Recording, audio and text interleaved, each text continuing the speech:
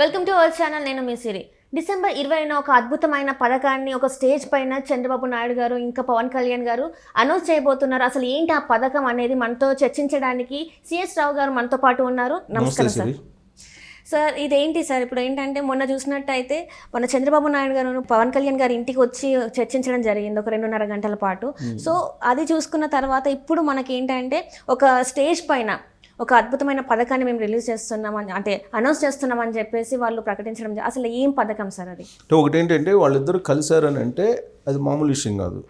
ఎందుకంటే తెలుగుదేశం పార్టీ జాతీయ అధినేత చంద్రబాబు నాయుడు 40 సంవత్సరాల పైగా అనుభవం ఉన్నటువంటి ఆయన, ఇంకొక వైపు పవన్ కళ్యాణ్, ఆయన పాపులర్ సినిమా హీరో ప్లస్ రాజకీయ పార్టీకి సంబంధించినటువంటి నేత, ఆయన జనసేన.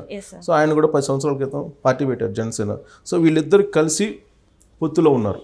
పొత్తు అనౌన్స్ చేశారు, పవన్ కళ్యాణ్ అనౌన్స్ చేశారు. తెలుగుదేశం పార్టీ జనసేన పొత్తు అనే విషయాన్ని పవన్ కళ్యాణే చంద్రబాబు నాయుడు రాజమండ్రి సెంట్రల్ జైల్లో రిమాండ్లో ఉన్నప్పుడు అక్కడ ములాఖత్ అయ్యి బయటకు వచ్చిన తర్వాత అనౌన్స్ చేశారు.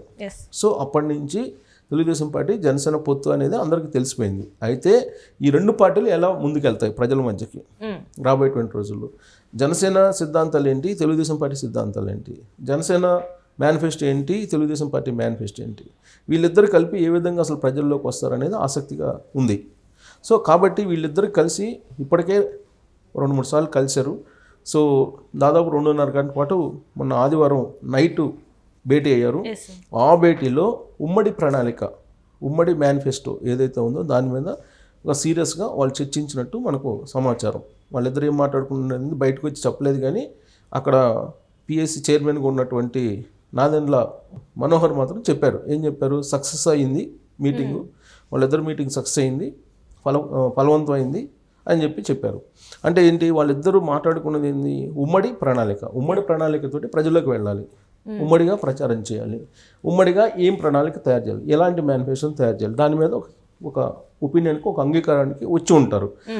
ఇప్పుడు వాళ్ళిద్దరు కలిసి ఒక రాజకీయ వేదిక మీద కనిపించబోతున్నారు. ఇప్పుడు అంటే 2024 ఎన్నికల్ని లక్ష్యంగా చేసుకుని ఒక వేదిక మీదకి రాబోతున్నారు. డిసెంబర్ 20వ తారీఖున రాబోతున్నారు. ఏంటి ఆ 20వ తారీఖు అంటే లోకేష్ యువగళం ముగిసింది. సో సోమవారం తోటి యువగళం ముగిసింది.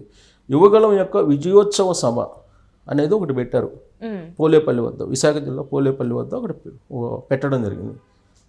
అక్కడ భోగాపురం సమీపంలో ఉండేటువంటి పోలేపల్లి. సో అక్కడ కొన్ని లక్షల మంది అక్కడ గ్యాదర్ అవుతున్నారు. పబ్లిక్ గ్యాదర్ అవుతున్న సందర్భంగా ఈ రెండు పార్టీలు పొత్తులో ఉన్నాయి కాబట్టి వీళ్ళు ఉమ్మడి మేనిఫెస్టోని లేదా ఉమ్మడి ప్రణాళికలో ఉండేటువంటి కీలకమైనటువంటి ఒక పథకాన్ని అనౌన్స్ చేసేటువంటి అవకాశం ఉంది అనేది వినిపిస్తుంది. సో ఏంటి ఆ పథకం అనే దాని మీద అందరూ ఆసక్తిగా కూడా చూస్తూ ఉన్నారు. ఎందుకు చూస్తున్నారు ఆ పథకం గురించి అంటే 2004లో ఆ రోజున కాంగ్రెస్ పార్టీ వైఎస్ఆర్ రాజశేఖర రెడ్డి పాదయాత్ర చేస్తున్న సందర్భంగా ఆయన రైతు రుణమాఫీ అనౌన్స్ చేశారు. సో 2004లో ఆయన అధికారంలోకి వచ్చారు. ఆ తర్వాత రైతు సంబంధించి రైతు భరోసా అని చెప్పి జగన్మోహన్ రెడ్డి 2019 ఎన్నికల్లో అనౌన్స్ చేశారు. ఆయన అధికారంలోకి వచ్చారు. తెలంగాణలో కేసీఆర్ రైతు రుణమాఫీ అని చెప్పి ఆయన 2018లో అధికారంలోకి వచ్చారు. సో కాబట్టి రైతులకి రుణమాఫీ అనేటువంటి పథకాన్ని ఎవరు అనౌన్స్ చేస్తున్నారు, వాళ్ళు అధికారంలోకి వస్తున్నారు అనేది ఇవన్నీ కూడా మనం ఉదాహరణలుగా చెప్పుకోవచ్చు. 2014లో కూడా చంద్రబాబు నాయుడు రైతు రుణమాఫీని అనౌన్స్ చేశారు. అయితే ఆ రోజు చెప్పింది ఏంటంటే ఎంత రుణం ఉంటే బ్యాంకులో ఎన్ని లోన్లు ఉంటే అన్నీ నేను మాఫీ చేస్తానని చెప్పి ఆ రోజు అనౌన్స్ చేశారు. నమ్మారు పబ్లిక్. 2014లో చంద్రబాబు నాయుడుకి అధికారం ఇచ్చారు. అయితే ఆ తర్వాత అధికారంలోకి వచ్చినటువంటి చంద్రబాబు నాయుడు ఏం చేశారంటే రుణమాఫీ మొత్తాన్ని మాఫీ చేయడానికి ఆర్థికపరమైనటువంటి వనరులు సహకరించడం లేదు, విడిపోయినటువంటి రాష్ట్రానికి నష్టాల్లో ఉంది, కాబట్టి దీని మీద ఒక కోటయ్య కమిటీ అనే ఒక కమిటీని వేసి ఆ కోటయ్య కమిటీ ఇచ్చినటువంటి సిఫారసుల మేరకు నేను రుణమాఫీ చేస్తానని చెప్పి ఆయన ఆ రోజు చెప్పడం జరిగింది.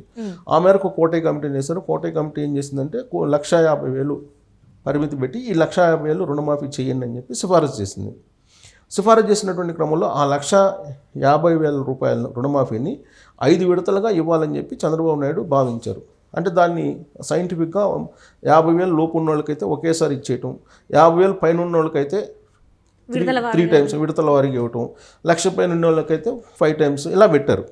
ఒక విడతల వారీగా అనేది ఒక ప్యాటర్న్ పెట్టుకున్నారు. ఆ విధంగా రైతు రుణమాఫీ చేసుకుంటూ వచ్చారు. అయితే 5వ సంవత్సరం వచ్చేటప్పటికి రుణమాఫీ ఆగిపోయింది. ఎందుకు ఆగిపోయింది? ఎలక్షన్ కోడ్ వచ్చేసింది, దాంతో ఆగిపోయింది. సో రైతు రుణమాఫీ ఇప్పుడు చంద్రబాబు నాయుడు అనౌన్స్ చేస్తే మళ్ళీ సందేహాలు వచ్చేటువంటి అవకాశం ఉంది. సో ఆయన రైతు రుణమాఫీ చేస్తారా లేదా అని ఇలాంటి సందేహం ఉంటుంది, ఎందుకంటే గత అనుభవాల దృష్ట్యా. అలాంటి అనుమానాలు లేకుండా ఈసారి పకడ్బందీగా అటు పవన్ కళ్యాణ్ ఇటు చంద్రబాబు నాయుడు ఇద్దరు కూడా మాట్లాడుకొని ఉమ్మడి ప్రణాళిక రచించుకొని వాళ్ళు రుణమాఫీని అనౌన్స్ చేసేటువంటి అవకాశం ఉంది అనేది ఇప్పుడు అందుతున్నటువంటి సమాచారం. వాళ్ళిద్దరూ మాట్లాడుకున్నటువంటి 2.5 గంటల టైంలో అత్యంత ఇంపార్టెంట్ అంశం ఏదైనా ఉందంటే రైతు రుణమాఫీ అనేది ఒకటి వినిపిస్తుంది. అయితే ఇప్పటికే చంద్రబాబు నాయుడు మినీ మేనిఫెస్టోని విడుదల చేశారు తెలుగుదేశం పార్టీ తరఫు నుంచి. సో ఆ మినీ మేనిఫెస్టోలో ఉచిత బస్సు ప్రయాణం ఉంది మహిళలకి, అలాగే ప్రతి మహిళకి 18,000 రూపాయలు ఆర్థిక సహాయం అదొకటి ఉంది.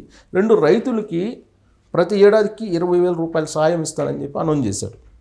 20,000 రూపాయలు ఆర్థిక సహాయం ప్రతి రైతుకి ఇస్తాను, ఇర్రెస్పెక్టివ్ ఆఫ్ ల్యాండ్, అంటే ల్యాండ్ ఎంత ఉన్నాయన్నా ప్రతి రైతుకి 20,000 రూపాయలు ఇస్తానని చెప్పి ఆయన అనౌన్స్ చేయడం జరిగింది. అయితే ఇప్పుడు వీళ్ళిద్దరు ఉమ్మడి మేనిఫెస్టో, అంటే ఇద్దరు 2 పార్టీలు పొత్తు ఉన్నాయి కాబట్టి ఈ పొత్తులో ఉమ్మడి మేనిఫెస్టో అయితే ప్రకటించాలి. సో ఆ ఉమ్మడి మేనిఫెస్టోలో మరి ఇప్పుడు రైతులకు ప్రకటించినటువంటి 20,000 రూపాయల సాయం కాకుండా రుణమాఫీని ప్రకటిస్తారా, లేదా ఈ సాయాన్ని తీసేసి రుణమాఫీ ప్రకటిస్తారా అనేది ఒక చర్చ జరుగుతుంది. అయితే ఒకటి రుణమాఫీ అనేది మాత్రం ప్రకటించడానికి అవకాశం ఉంది. చంద్రబాబు నాయుడు అలాగే పవన్ కళ్యాణ్ ఇద్దరు ఒకే వేదిక మీద అనేది వినిపిస్తుంది 20వ తారీఖున.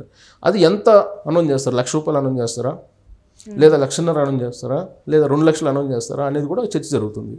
సో ఇప్పుడున్నటువంటి పరిస్థితుల్లో సంక్షేమ పథకాల్లో అమలు చేస్తున్నటువంటి జగన్మోహన్ రెడ్డి ప్రభుత్వం 10 లక్షల కోట్ల పైగా అప్పు చేసేసింది. సో రాష్ట్రం యొక్క ఆర్థిక పరిస్థితి కూడా కరెక్ట్గా లేదు. అయినప్పటికీ రుణమాఫీని అనౌన్స్ చేసే అవకాశం ఉంది అని చెప్పి తెలుస్తుంది. అది ఎంత అనౌన్స్ చేస్తారు, ఏ విధంగా అనౌన్స్ చేస్తారు అనేది ఒక చర్చ నడుస్తున్నటువంటి క్రమంలో ఈ నెల 20వ తారీఖున చంద్రబాబు నాయుడు పవన్ కళ్యాణ్ ఇద్దరు కలిసే ఒక వేదిక మీద రుణమాఫీని అయితే అనౌన్స్ చేయబోతున్నారు అనేది తెలుస్తుంది. సో ఆ రుణమాఫీ కోసం రైతులందరూ కూడా వెయిట్ చేస్తూ ఉన్నారు. ఇప్పటికే క్రాప్ లోన్ చాలామంది తీసుకున్నారు, క్రాప్ లోన్స్.